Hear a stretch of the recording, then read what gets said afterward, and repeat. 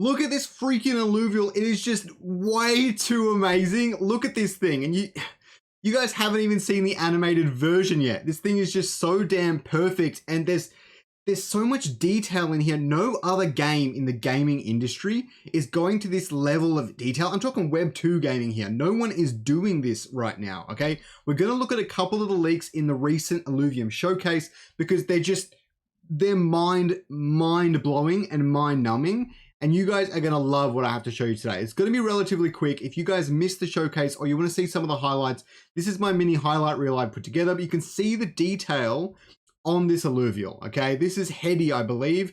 And he's even my desktop wallpaper at this stage. I have quite a few desktops, so Scoriox is obviously going to be one of them. But you get the idea. This thing is just it's insane. And I know lots of people that saw this thing on my screen at work and don't even know about Illuvium, and even it just caught their eye and they instantly went and asked me about it. So this is how Illuvium is going to bring people into the space, okay?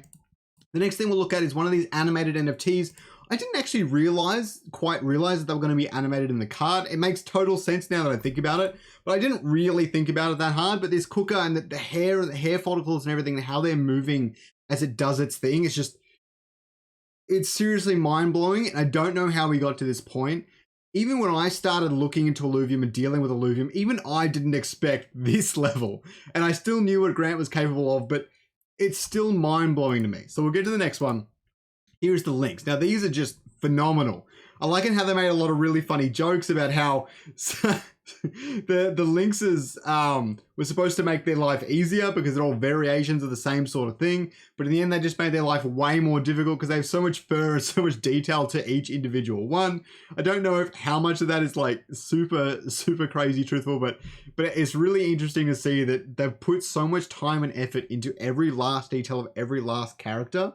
And not just that, but some of the environments. And we're going to jump into that right now. So, I just love it when he shakes his head and everything. Oh, too good, too good.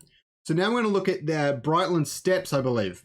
Some of the walkthrough that Grant's doing on Brightland Steps, where he's running around the maps, getting involved, seeing all the environment, how it's built. All of the pink vines there aren't complete. I'm really interested to see what they look like when they are complete.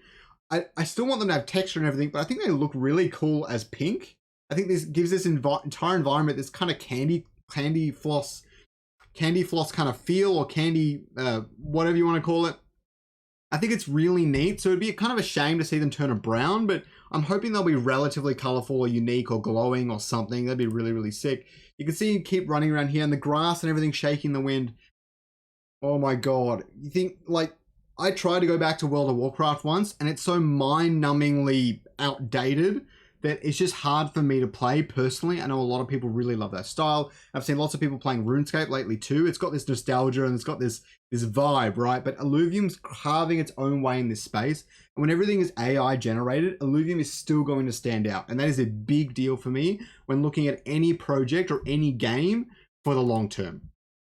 So we can see him zoomed out on Brightland Steps. And this map looks absolutely massive, and it looks like one of the smaller maps, to be quite frank. This probably looks about similar size to Crimson Waste, to be honest.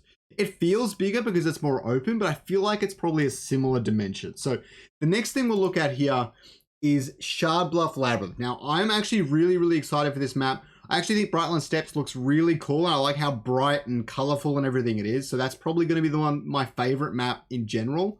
But Shard Bluff Labyrinth is obviously probably where Scoriox is going to be found, but its scale and the level design is so unique that I can't wait to work my way around it, try and get to all the different areas. It's so vertical as well, which is something that games haven't done particularly well in old school gaming. So it's something that can really be taken to the modern era.